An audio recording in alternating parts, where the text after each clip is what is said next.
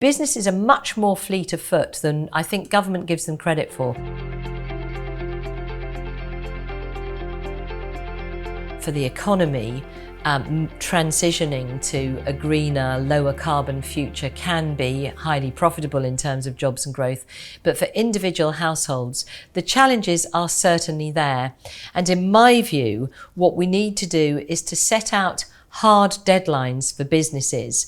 Now, my experience throughout my time in government is that if you set a target for businesses, so a regulatory end date, like we've done with emissions from the tailpipe in car vehicles, for example, then businesses will immediately get ahead of you. They'll change their processes. You know, businesses are much more fleet of foot than I think government gives them credit for.